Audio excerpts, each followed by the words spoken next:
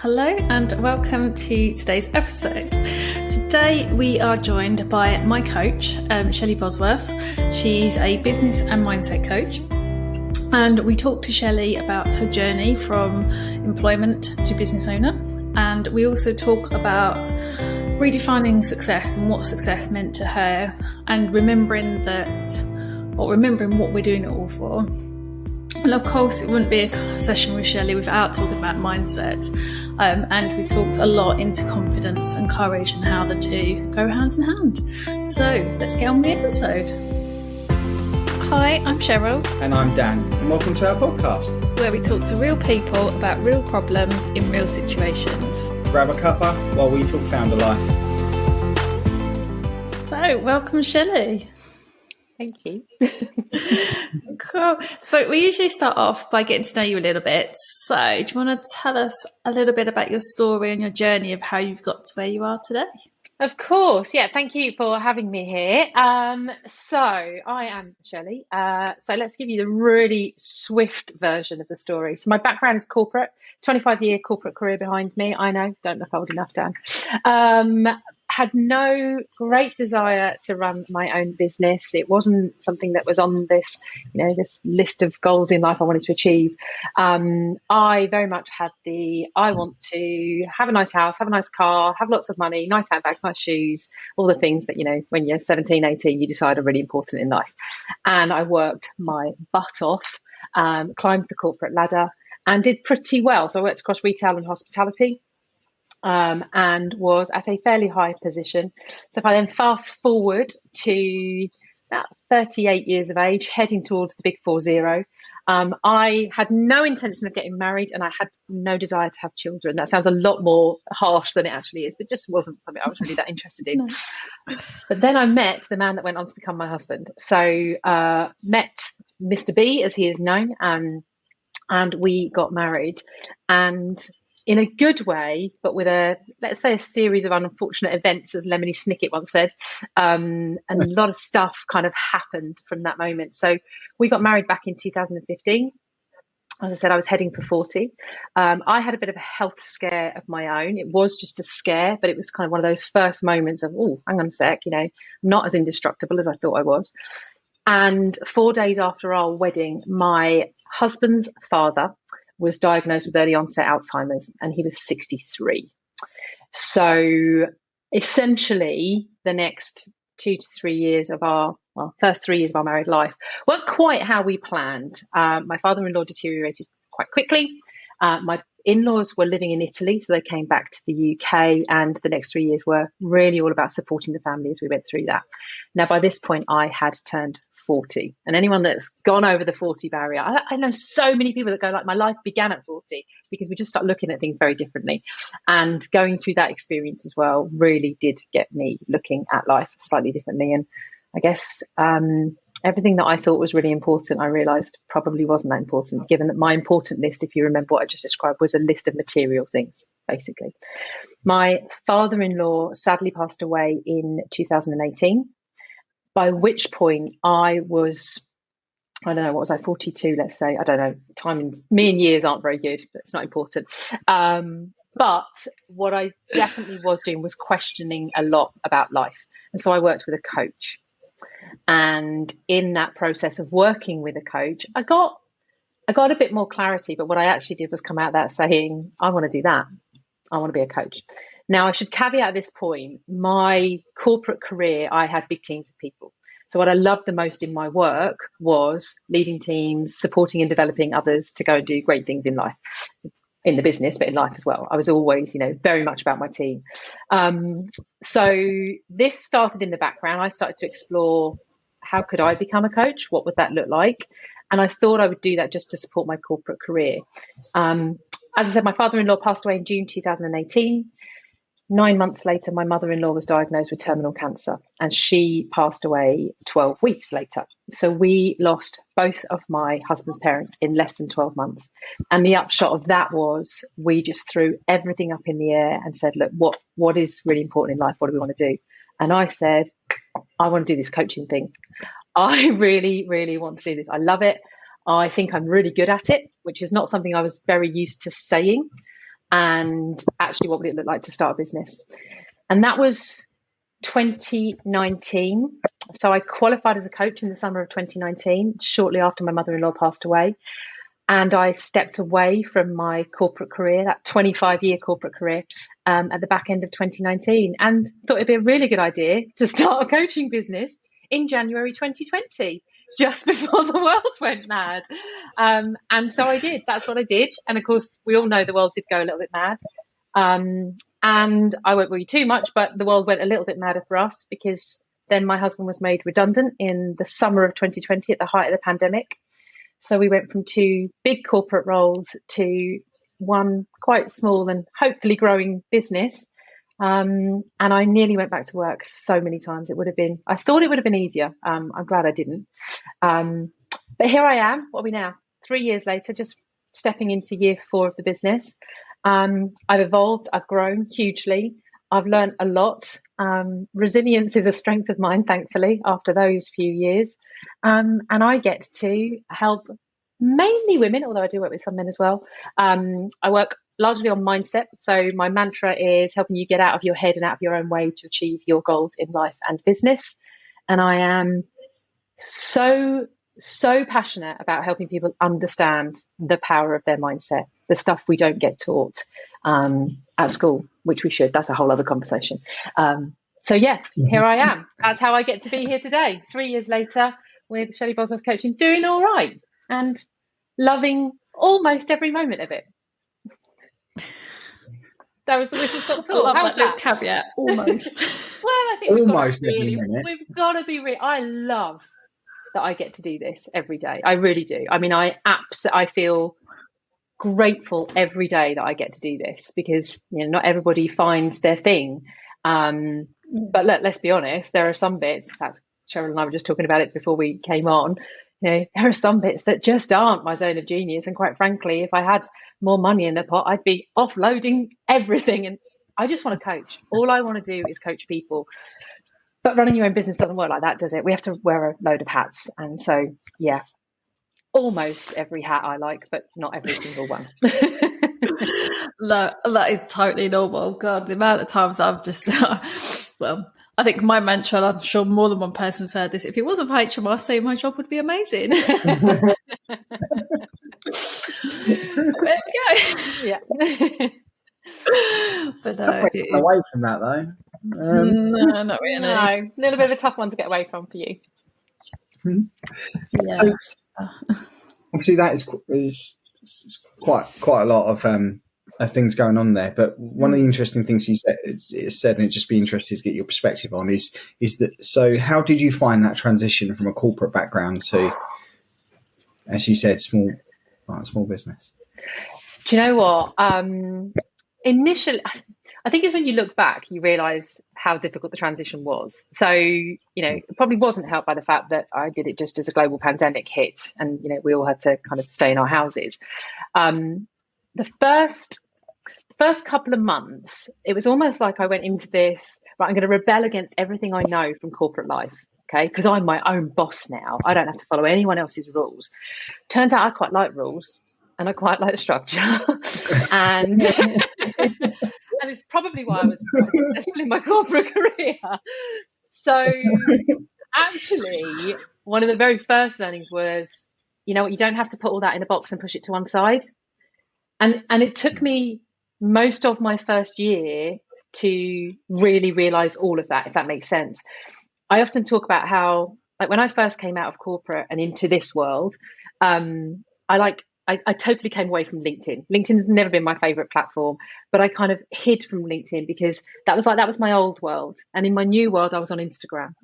And I had to kind of I had to find my own way, but realize that my old world and my new world could come together, which is absolutely what's happened now. But within that, I had to also embrace what worked for me in corporate world. I really missed, and of course everybody was going through this, I didn't realize how much I would miss being with a team, being with people all day, every day. That was a big shock to the system. And then add in the fact that we obviously went into a lockdown too. And for me personally, I'd been in the corporate world for 25 years. I didn't know anybody that ran their own business. And all my friends were really busy at work. And so, and anyone, who remembers their first 6 to 12 months in business, as much as we think that we're just going to start this business and the people are going to come flocking, it doesn't quite work like that, does it? So you have an awful lot of time worrying about where are they going to come from, wondering if you're doing any of the right stuff at all, and kind of like, well, what should I do with myself? And there's always so much you could do, but you also don't know what you don't know. And I think the biggest part was actually, it could have got really lonely. And I pushed myself out of my comfort zone a lot. And I am fairly good at doing that.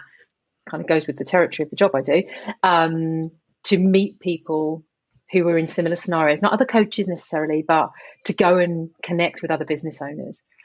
Because you think that, well, I don't know what you think, actually. I don't think I came out of corporate thinking, well, it's okay, I know what to do. In fact, more than that, I thought, I don't know what to do. How do you even run a business? All I knew was I wanted to coach. I mean, that's still the same today. I just want to coach. And like we said, with all the halves, there's so much more to it, and you don't know what you don't know. And I think the biggest learning after that first year was just how much pressure I put on myself to be able to suddenly just know all this stuff, and to achieve a level of performance that, 12 months, it took me 25 years to get to the top of my game in corporate. And I was giving myself quite a hard time in year one that I wasn't, making my millions. So it was a tough transition. But I think the biggest piece was remembering I didn't have to put all that in a box and put it to one side. In fact, there was a load of really good stuff there that would stand me in even better stead. Did any of that make sense? Yeah, it did. It does. It does. The interesting thing you said about pushing yourself out your comfort zone and that, comes with the territory. Is that something you've had to learn to do? You said you're good at it, but is it something you've had to learn to do? Or? I think it's something everybody has to learn to do, because every next step out of the comfort zone is really uncomfortable. It's something I had to do an awful lot in my corporate career in order to step up the ladder. It's something I've had to do even more, if you like, in this. I think there's a bit where, like, we're always, as we go through life, we're stepping out of our comfort zone constantly to get to the next stage, to get to the next stage, to get to the next stage. I think there's almost a bit where I felt like I was going backwards a little bit. I was right back at being the new girl in this world. And it felt like everywhere I looked, everybody had been doing this for a really long time. Like, what was I thinking to start a business at 42, 43 years of age? Did I have to learn to step out of my comfort zone? No. I had to learn an awful lot of stuff. I just had to tap back into what I know, and that is that I can step out of my comfort zone, and it'll be okay. It does. I say it goes with the territory. That can bring a bit of pressure with it. When you are a coach, encouraging others to step out of their comfort zone on a daily basis, you kind of got to walk the walk, and that's additional pressure that one can put upon oneself then. Yeah. And it is important we all step out of our comfort zones, isn't it? It absolutely is. Yeah, stagnation is not a great place to be. No, you probably end up going backwards if you don't step out. Yeah. And I guess, look, I always say to everybody, don't feel pressure that you've got to be pushing yourself out of your comfort zone. You've only got to do it if you want something more. If you're happy where you are, then that's great. No one gets to tell you where you should or shouldn't be. The question always has to be, are you happy where you are? But to Cheryl's point, and I say this quite a lot, if you're not moving forward, then you're probably moving backwards, because let me tell you now, the world's moving forward and it's going really fast. So, yeah. It definitely is. And that's the interesting point there as well, which kind of brings me back a little bit to what you were saying earlier, is everyone's version of success is different, and it doesn't have to be what society is telling you. And you've gone through that yourself. So how did you find that moment when you realised, actually, that's not success, somebody else's success? That's a great question. So I guess the first realisation of, hey, that's not success, was when I was in that corporate world. I was earning a very good salary. I'd got the house, I'd got the car, I'd got the handbags, I'd got the shoes. and around us our world was quite frankly falling apart, and none of it mattered. And the hardest part then was, okay, so what does matter? Because if there was, I suppose there were two things that went on for me there. Oh my God, how much time have I wasted? And how much time did I then waste considering how much time have I wasted? Because it became this, what was it all for? But more importantly, well, if that's not what I want, what do I want? Which is quite a scary question to start asking yourself when you think you're really clear. So I think for anybody who's kind of going, I don't know what success looks like. Actually, I think I heard you talking about this on a previous podcast. We all know what it doesn't look like. We're all pretty sure what we don't want our lives to look like. And where we were at that moment in time, we were able to be really clear about, this, what's not important is this. What we don't want anymore is this. And so kind of going, okay, if we know that's not what we want, if we know that this isn't important, what's the flip side? What is important? And then that became really scary because suddenly you're going, geez, back to, so everything I thought was really important and everything I've worked for all these years, it just doesn't matter as much. I didn't, for clarity, everybody, I didn't just go, so let's just give up the house, the car. I still kept the house, the car, the shoes and the handbags. But I started working towards different things. Time with friends and family that I had sacrificed over the years because I was so work driven. I was so determined to get to this level, to earn this amount of money, to have these things. It's really materialistic. I'm okay with being really honest about that. I'm certainly not ashamed of that because I achieved an awful lot over those years too. And I know I did lots of good.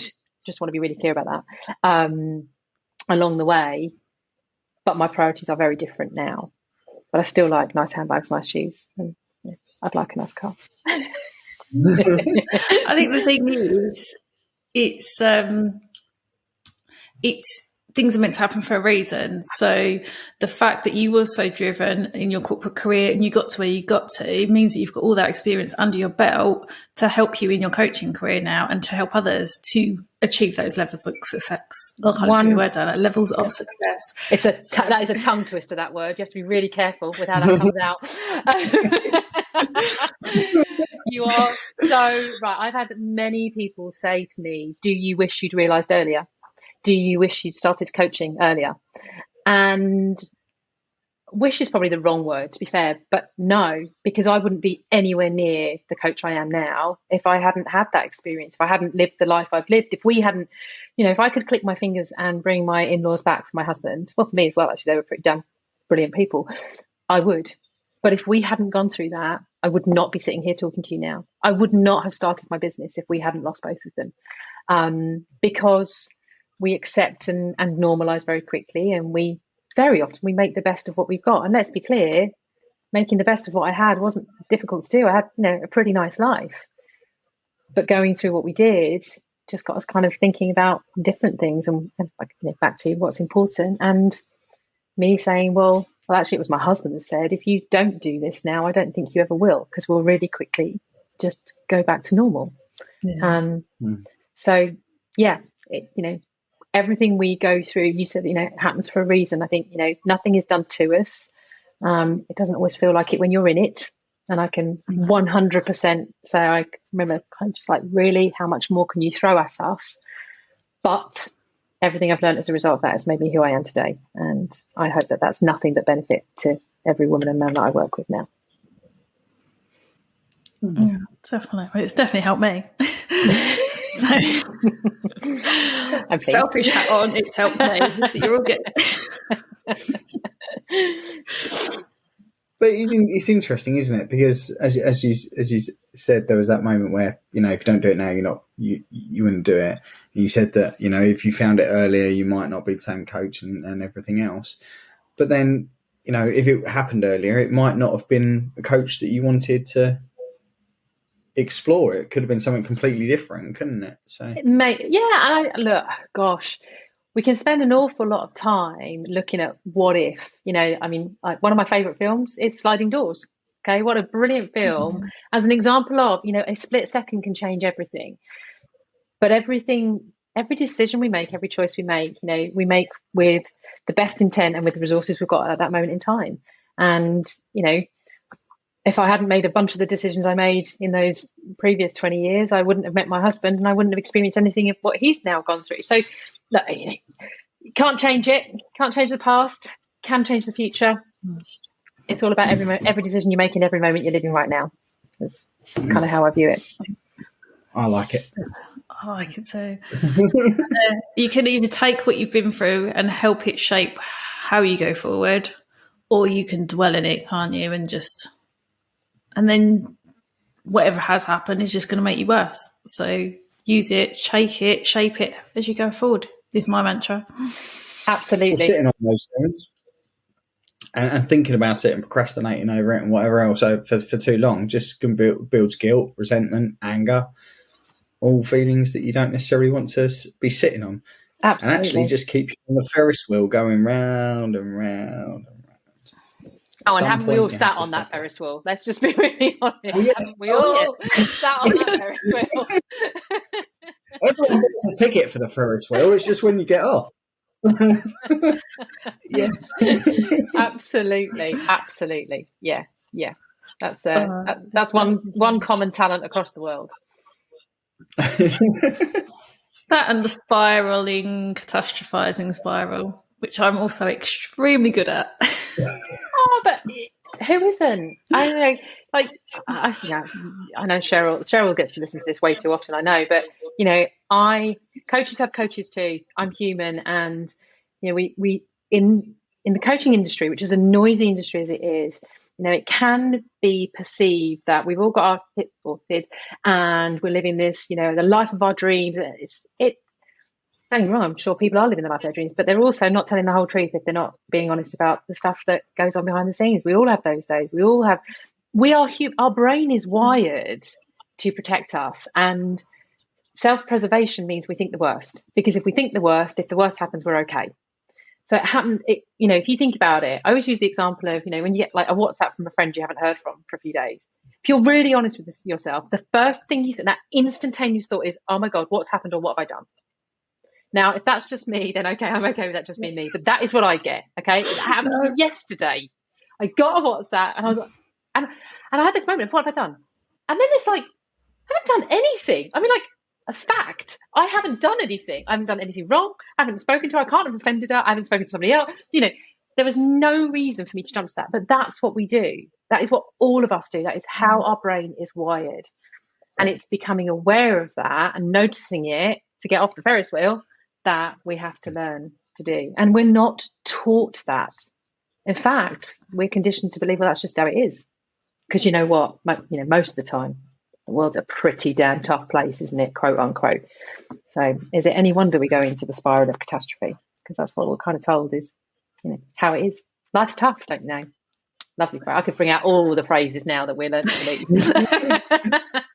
It is, and from an early age, you know, you're taught to do what people that are older than you or whatever, you know, to do what they tell you to do, rather than actually think and weigh out the pros and cons and the merits and everything for yourself and how that affects you. You're taught just to go with what you're told to do.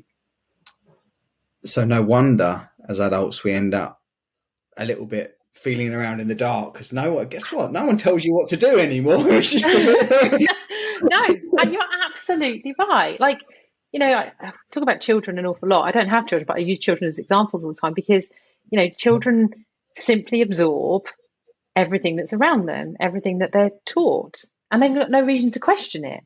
And to be fair to every parent, every adult in the land that's teaching children, they're doing it with the best of intention and with the resources they've got.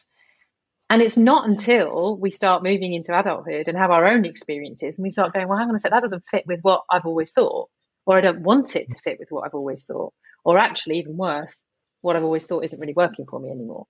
But that's what, you know, that's what this is all about. That's what mindset is all about. That's what's so powerful about the world we live in now, that we have more and more access to this understanding. But my God, it's a minefield for us to start fathoming out. And we just go, can someone just tell me the answers, please? Because this is really tough. Definitely is. Do you find when you sit and you talk to people, whether new or existing clients, that a lot of the time they have the answers? It's just trying to give them the confidence to follow it, or trying to flesh that out more than it is you handing it over. Does that make sense? What I'm it asking? makes total sense. And let's hope that I answer the question the right way. So, do I find that more often than not people have the answers? Absolutely. And I 100% believe that everybody has their answers. And the reason that I believe that is because more often than not, when someone gives advice, and I always say this to all of my clients, I don't really give advice. And should I tell you why? Because I'm only telling you what I would do, not what you would do. We're all different. Yeah. Any piece of advice we give with the very best of intention is fundamentally what we would do, not necessarily what that person would do or what's even right for that person. So that's full circle to your question. Yes, everybody has the answer within them, because everybody knows. They just don't know they know, and don't feel confident enough to admit they know what's right for them. And the only person that really knows what's right for you is you. And that's where someone like yourself comes in so powerfully, because you're that neutral is not the right word. What word am I after? Well, I think maybe neutral is objective. Definitely try and be.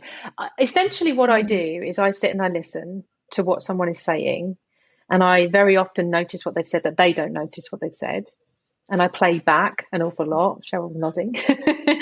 And what I help people do is get, I don't like using the word confident. I'll come back to that in a second. But I guess what I really want to do is help people feel that they can say out loud what they really want the answer to be. And then we can go into, okay, so if that's what you really want the answer to be, what's stopping you doing something with that answer? Because it's never is probably a little bit of a bold statement. It's very rarely that we don't know the answer. It's more that we know the answer and we're really scared of what the answer means we've got to do. Most of us know what we want to do. If you're really pushed, most of you know what you want to do, what you're thinking. You're probably doing it right now. You're probably having some thoughts right now about the things that you never say out loud. Because if I say it out loud, then I've got to do something with it. And if I do something, that's really scary. It's not the knowing that's the issue. Or Shelley makes me do something with it. Encourage, invite, no. So yeah, encourage. Yeah, no, you don't make me do anything. You encourage me, anyway. But no, you push me in a way that I need pushing, because otherwise I wouldn't do it. You give me that confidence to do it. There you go. That's a better way of saying it. You give me the confidence to do it. Yeah, there you go. I think you give yourself the confidence to do it. And that's so confidence is, and let's just get over this confidence word as well, because it gets banded around an awful lot, and I think it's a really big label that people put around their neck. I'm either confident or I'm not confident. And actually nobody, this is like another one of my mantras, nobody is 100% confident 100% of the time. People think I'm a really confident person. Well, of course I am, when I'm talking about the stuff I love and the stuff I know. Put me in a room of accountants, and I can tell you now I wouldn't be very confident, because I'm totally out of my comfort zone. So actually what I really focus on with all of my clients is courage to take an action, courage to do something that feels really uncomfortable, courage to build your confidence in something. Because if you have the courage to take an action, you will build your confidence. But too many people are looking for, well, I need confidence to do that. You don't get confidence to do it. You get confidence by doing it. So that's why I get really let's let go of confidence. I was going to say, I've kind of heard that in a similar way before. I think it was Karen Brady when we was at a conference she was speaking at, and she was saying that confidence is having the courage to believe in yourself and to believe that you will do what you set out to do, or you'll back yourself. I can't remember the exact wording, but it was around that sort of thing. And it was the confidence and the courage thing really went hand in hand. Yeah. For me, it's about courage is doing it even though you're scared. Confidence is, well, knowing I can. Yeah. They're very intelligent. Say that again. Sorry. No, my apologies. I was finished. Sorry. No, you're fine. You're fine. I was just going to say, I suppose we can all talk. If we just use the word confidently, I suppose, if we're passionate and knowledgeable about something, can't we? So it's distinguishing between that and not. I just think we put an awful lot of expectation on the word confident. We tell ourselves we need to be more confident. We tell ourselves that person's really confident, because we pigeonhole confidence as confidence. What am I trying to say? We put a lot of expectation on that word. We see people and we perceive them to be confident. That becomes a label. And all I'm saying is nobody is 100% confident 100% of the time. But we can all learn to be confident when we need to be confident. That's a skill. It is a skill. I think confidence is a skill that we can learn. Shout out to our sponsors Xero, who are, in my opinion, the best accounting software out there for small businesses. One of the features my team loves is bank rules, and this is a really great way to automate some of that reconciliation. For those expenses who you pay regularly to or receive regularly from, like interest income or bank charges, then you can set up a bank rule to say that every time this comes in, this is where it goes, and it just saves you so much time. Check out Xero today at xero.com. That's Xero with an X, Xero.com. Obviously, you've talked a lot about courage and confidence, and that's just one part of mindset, isn't it? So tell us a little bit more about what mindset means to you and probably to your clients as well. That's a huge question. What does mindset mean to me and my clients? So my belief, and that, belief is a massive part of mindset. My belief is mindset is the foundation of everything. And that's been my learning as well. I didn't start out, when I started this coaching journey, I didn't start out as a mindset coach. Like many of us, I was a life coach. I was just going to change people's lives, clearly. And I very quickly discovered the challenges of my own mindset. So what I mean by that was, through my studies, through the work I was doing with my clients, there were common themes coming through. And it was back to what we just said, and as I just said to Dan, most of us know what we need to do. We're just scared of doing it because of what that really means we've got to do and what could happen as a result. That's mindset. So the reason I am so passionate about it is you can go and Google, okay, how do I do this? How do I do that? How do I do the other? We can learn pretty much for anything. You can Google how do I master my mindset, but it's not quite the same when you get the answer to that. You can learn to do anything, but if you have not got an understanding of your own mindset and I talk about stories quite a lot, so your beliefs, your stories about you and the world around you, then you will not achieve the things you want to achieve, because we've all got stuff that's holding us back. And so what does mindset mean to my clients? I'd like to say that it's literally like the switching on of the light bulb. God, that sounds a bit deep, doesn't it? I was about to say it lightens a darkened room, but it does. That's how I feel about it. That's how passionate I am. It does. You're right. It does. Yeah, it's like stumbling through a dark room, and then suddenly someone goes, "Well, hang on a sec. What about all this stuff? All the stuff you're carrying?" I don't know if that answers the question. It's such a big question. What does mindset mean? I mean, definition. It's how you think about yourself and the world around you. And everything starts in here. Everything we do, everything we experience, everything that's ever happened, all starts here. And if we don't have any understanding of that, then we can go like most, and this is the really sad part of life. This is a bit deep, isn't it? But, so many people just kind of wander through life just thinking, well, this is where it's supposed to be, isn't it? That's not supposed to be anyway. It can be however you want it to be. That's what mindset means to my client. It goes back to that. It goes back to that Henry Ford quote, doesn't it? Whether you believe you can or you believe you can't, you're right. Absolutely. And that's the whole mindset thing, isn't it? It's however you are in your own mind, whatever you believe you have is what will be. Yeah. It's just, now I came into this world, right? And I did not do mindset at the beginning because I thought, this is what I used to think mindset was. I thought it was all this spiritual woo crap. All right. It was all this meditation and like, I'm just not down with any of that. And people know that. Okay. I'm very curious about it. I'm open to conversation and I'm open to learning about it. But that's what I thought mindset was all about. Like that I had to be really spiritual to understand mindset. I am not spiritual. Okay. Actually, there's so much science to the whole mindset piece.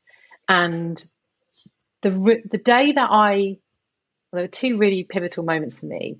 So I've told this story so many times to so many people, so sorry if anyone's ever heard it before, but I literally had a moment where I stopped in the street because I had this moment of like, oh my God, that's why I do that. That's why I react like that. And it was this moment of realizing that my whole life I had believed this thing about me. And like when I say I stopped in the street, I genuinely physically stopped in the street as the light bulb went on for me. Okay. And that was probably the moment that I was like, I have to help others understand that. That's why I need to do mindset work. So that became like, I need to go and understand more of this. And the second pivotal moment I'd seen all over, like you see it all over the socials, anyone that's seen this, your thoughts, I'm going to get it wrong now. Your thoughts create your feelings drive your actions create your reality. You see it on all these posts, you see these circles. I don't get it. Now I get it. Because actually everything starts as a thought. This pencil, someone somewhere had a thought that, you stand a pencil, that's all right. But what if I could create a plastic thing where you push the button and lead comes out? That was just a thought in someone's head one day. And then they got really excited about it. And because they were thinking about it and they believed that there was something in it and they got really excited, they did something about it. And they did something with absolute belief it would become something and it would take the world by storm, which it clearly did because I've got hundreds. And that became the reality. And so everything starts as a thought. The minute you open your eyes in the morning, you think before you do anything. You just don't notice what you think. And that very first thought has a huge amount of impact on what you do next and what happens next in the day. So when you can get your head around that and look, if you're spiritual and woo, that's brilliant too. And I say I'm curious about it. But on a really practical level, when you can start to notice your thoughts, you will change your life. Because that's when you catch those negative ones down that you were mentioning. That's when you start to realize, hang on a sec, why am I doing this to myself? That's not even true. I don't want to think like this. And the minute you think it, you can do something about it because they're your thoughts. It's your brain. Nobody else is in control of it. And that's when I then get very, very passionate because I'm a bit of a control freak. And the realization that I'm in control of my brain is enough for me to know that I can do anything I want with my mindset, which means I can do anything I want with my life. And so can every single person that I interact with. And there you have it. That's what mindset is. I think that's a bit of a mic drop moment, wasn't it? It's not recording. Yeah, that's it. We're done. I was just thinking, oh my God, light bulb. Yes. And we've talked about this so many times, but just not in that way, I don't think, before. And it's just landed so much differently. So powerful. Like, I'm still processing. No, what I find most interesting is I totally believe and totally buy into what you just said. The thing that I find interesting is kind of that chat started with you saying like people see me on social media that thought equals blah blah blah blah, and I'm saying blah blah blah in a positive way, not for fact. I'm trying to speed it up, but I've slowed it down.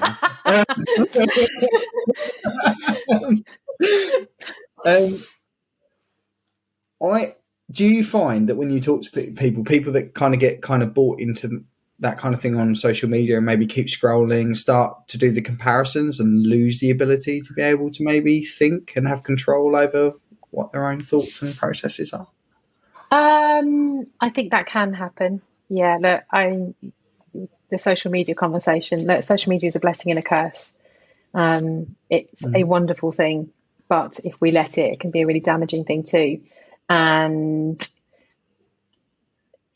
yeah, I mean, God, this is a whole other conversation in itself, but it's such a huge part of mindset work in that, again, I'm going to sound like a broken record. We have to notice what's going on for us when we're scrolling through social media. If it is triggering thoughts that are not particularly useful, then actually notice that and do something differently, make a decision to actually pull away from that.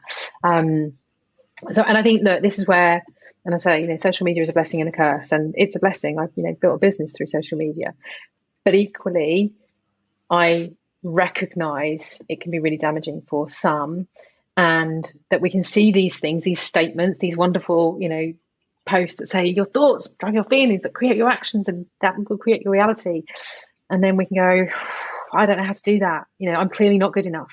I'm not clever enough. I don't get that. Why isn't it happening for me? I'm trying to think really positively. Why isn't my world changing?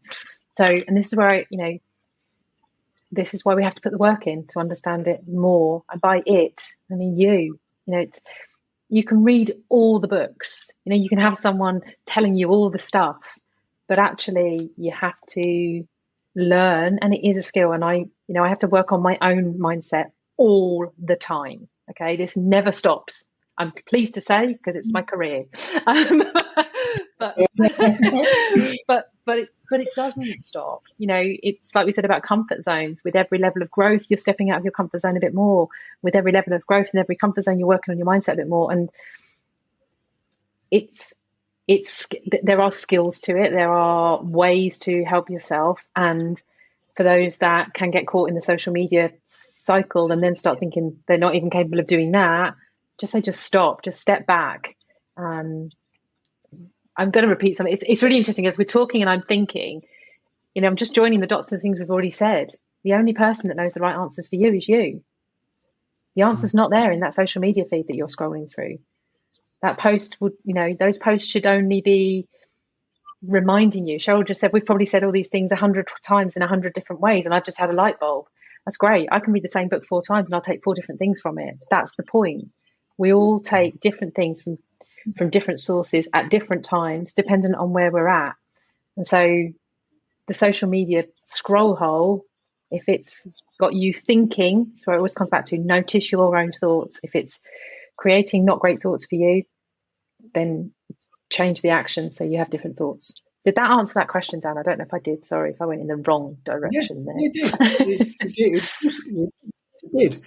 I think the interesting thing as well is just you have to understand what it's designed for, don't you? It's like the ability, the scroll and what comes up next is designed to keep you just interested enough that you won't stop scrolling. Yeah. Not too excited that you'll pull it down and try and action something, but just enough that you'll keep scrolling and make you feel just a little bit bad enough about yourself that you won't pull it down. So it's just or a little bit good distracted. Distraction. Not bad. Distraction is the word I want. And I think your point there is so important. You've got to realise what its purpose really is. And I think too often we get confused about, you can call it the importance of or what the purpose of something is. Just have that sense check with yourself. What is this really about? What is this really here for? Because it's not here for you to measure and set your whole life by. There's a whole real world over here. With everything we've gone through there, you said something quite interesting at the start, which was about there is things that you'd rather not do, and I assume when it comes to running your business, how do you apply kind of your own mindset and get that right towards the things that you don't necessarily enjoy doing? Good question. I think so. I guess to repeat, we've all got the stuff in business that the bits that we don't enjoy, probably because we're not very good at them.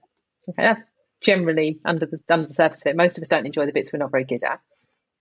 I guess that for me personally, how I push through that, work through that, is just reminding myself what it's all for. I've got really clear goals in life. So my husband and I, as a result of everything we've been through, we own a property in Italy, the property that my in-laws did live in before they left. And that is our end goal. And so there's lots of other little micro goals along the way. But if I'm having one of those days where I just really don't want to, and we've all got them, whether it's like can't be asked, I hope it's okay to say that, can't be asked, I'm procrastinating, I'm doing whatever it is, I just bring myself back to, okay, well, what's it all for? Because you ain't going to get there if you don't do this bit. And that's kind of how I work on everything, like in life. I don't want to do. There's always a benefit to everything, even the not so good stuff. And it's just reminding yourself that there's a benefit. Keep it simple. I quite often use the carrot and the stick in those situations. Yeah. If I get through this, then I can treat myself with whatever it is after, a cup of tea, chocolate, something fun I want to do. Yeah, definitely. Definitely. I actually said it to Shelley at the beginning, didn't we? Yeah. I've got some stuff I want to do this afternoon. I was like, right, if I can get all my tasks done before our call, then this afternoon I can go and enjoy myself and go down my wormhole. It's one of those pieces where, and you said it earlier on, Dan, about we get into the cycle of like the negative and when you're faced with something you don't really want to do, you can spend an awful lot of time thinking about how you don't want to do it, how rubbish it's going to be, all the reasons you don't want to do, which is making you feel even worse about it, and you're still not doing it. Or you can rip off the plaster and get the thing done, and then you get to do something you do want to do. So that's kind of the only way I think to look at it, because it's not just in business. One of the unique selling points of Shelley is she keeps it really real. And you know what? Life isn't always a bed of roses. There's a load of crap stuff in life that has to be done. And I don't think there's anyone out there that doesn't have to do, even those with, whether it's money or whatever it is, you can have all the resource in the world, there's still going to be stuff you're going to have to do you don't really want to do.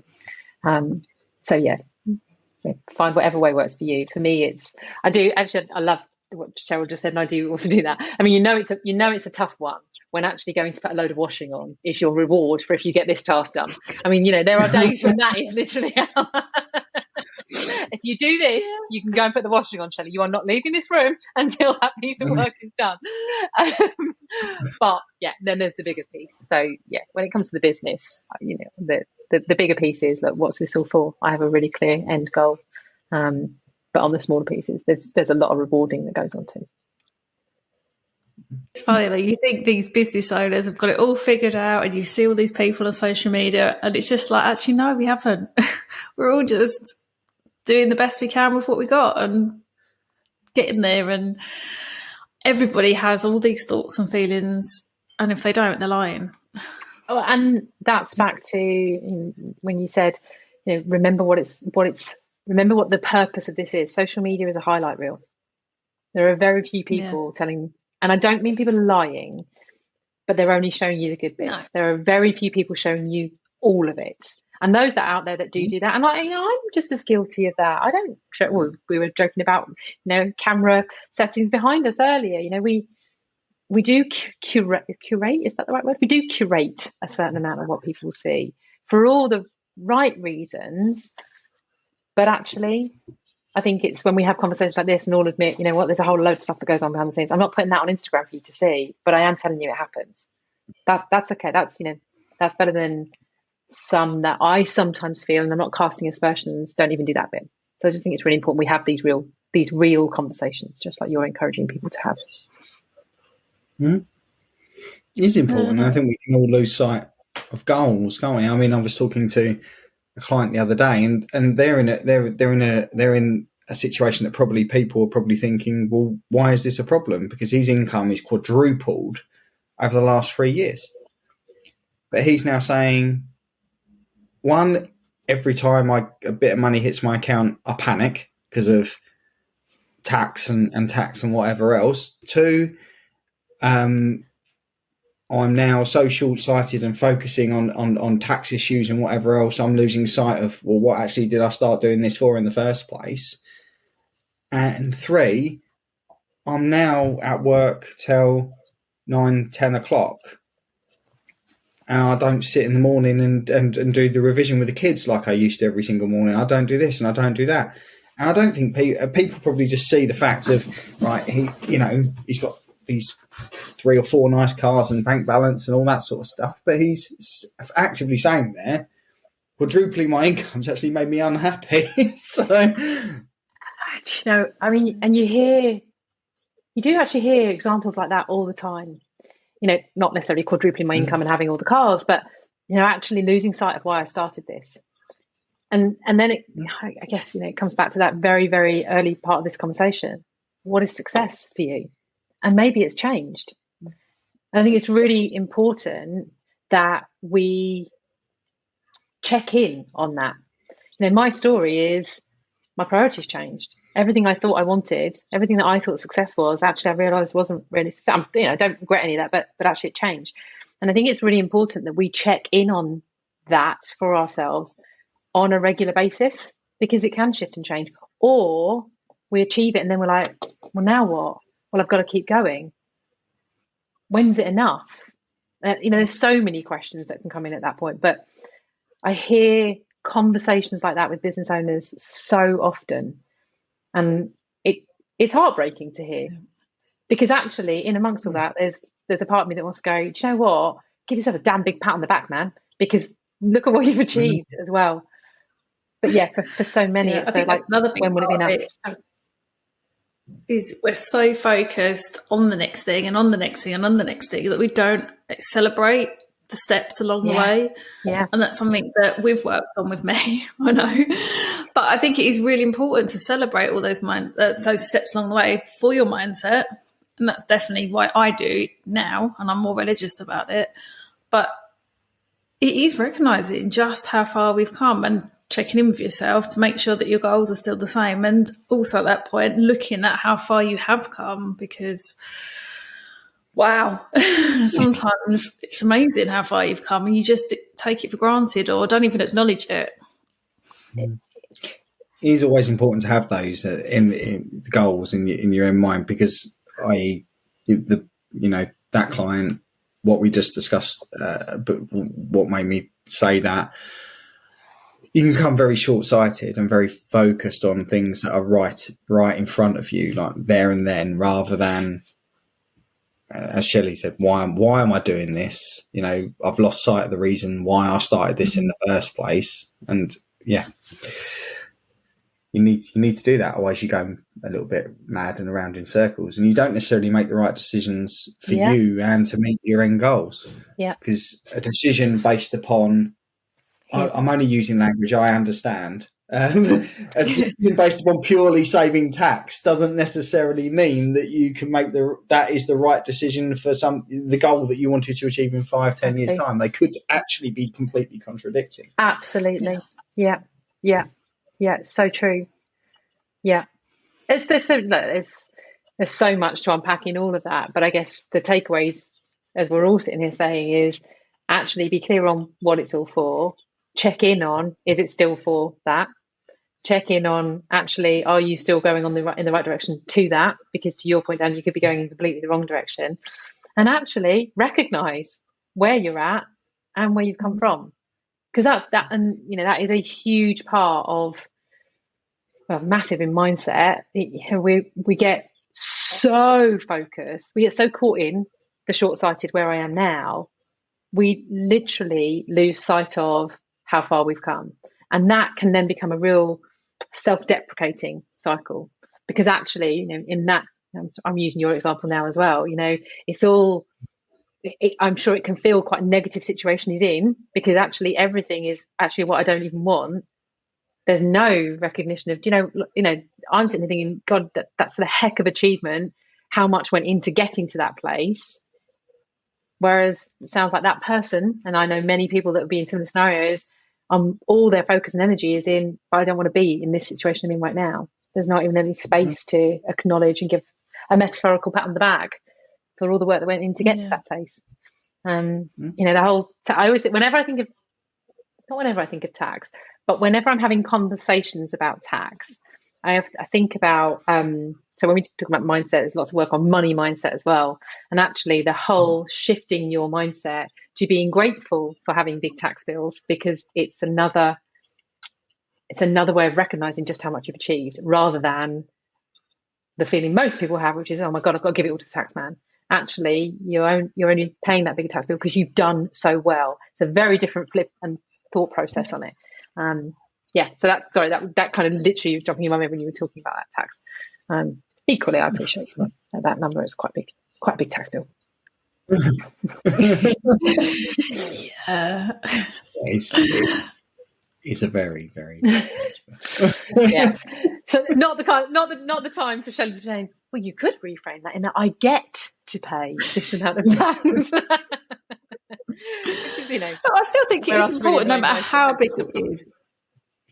Yeah, no, I think it's still important to frame it as you get to pay that tax, because it's always going to be you're paying that amount of tax because you earn that amount of money, and every time your tax bill goes up, it's because you've earned more. Yeah. And if we really try to reframe that for our clients, and I probably bang on it about it way too much, but it's true, and it's going back to, I think, what we said earlier about it's not what's happening to you, it's what you're making of it, isn't it? It's what's happening for you, what you can learn from that, what you can do with that. Absolutely. Cool. Well, it's time for me to play mum again and start winding down. And I'm picking it up and I'm going home. So, I just got one more question for you, Shelley. Okay. If you wasn't being the fabulous coach that you are and helping many, many people like me, you kind of have to say that, don't you? That's what would I be doing? Okay, as in, so in true Shelley style, can I just get total clarity on the question? As in, what business? As in career-wise. Career-wise. Okay, so here's what I really wanted to do when I was younger, before I ended up in my shop job that then turned into retail and hospitality and all of that stuff. I wanted to be a forensic psychologist. I'm a little bit obsessed. So I'm totally obsessed. Cheryl probably doesn't even know this about me. I'm a bit obsessed with those, all the crime TV series. I mean, basically Sherlock is my hero. Absolutely wanted to work in the forensic world, forensic psychology specifically. So there's always that thing about people in the background. I would have loved. So I don't have any regrets, and I'm not even sure I would do it even if I went back. But when I was younger, that's what I wanted to be, a forensic psychologist. It's really cool. Interesting. That is really cool. For now, I'll just keep watching all the crime dramas and trying to work them out before they actually tell you the twist at the end. I was so proud the other day. I got the twist within about 10 minutes of the show, and there was still another couple of episodes after, and I was sitting there going, yes, I've got it. And it all played out exactly how I expected. And I was like, okay, so this was either too easy or actually I'm a genius. You're a genius. Remember that. You're a genius. Okay, you're a genius. I'm going with the genius. Hayley won't watch things like that with me anymore, because things like Silent Witness and, when they're over 2 parts, within 10 minutes in, I'm like, it was him and this is what happened. And she's like, you've ruined it. But does she ever come back and go, you was wrong? I'm always right. And 9 times out of 10, I'm right. And that's not just the way my brain works. That's just the way it works. That's maybe the ADHD. I don't know. But, see, maybe you could have been a forensic psychologist as well. There you go. I don't think I would have had the patience or the. I think it takes a bit longer than the 10 minutes we decided in the TV program to actually work things out in real life. Probably, yeah. Yeah. Oh, cool. Well, thank you so much for joining us, Shelley. I've loved that conversation, and I've known you for a few years, and yet I still find that when we have these conversations, or I listen to you on other podcasts and things, I'm still learning things about you, and I love it. Thank you for having me, both of you. It's been a pleasure. Thank you very much. I'm going to pop all of Shelley's contact details in the show notes, so if you want to talk further with Shelley and explore things, then please do get in touch. Thank you. Thank you. Thank you. Thanks for listening. We hope you enjoyed the episode. If you did, please like and subscribe, and we'd love to hear your feedback, so please do leave us a review or drop us a DM on our Instagram @Found a Life Podcast. See you in the next episode.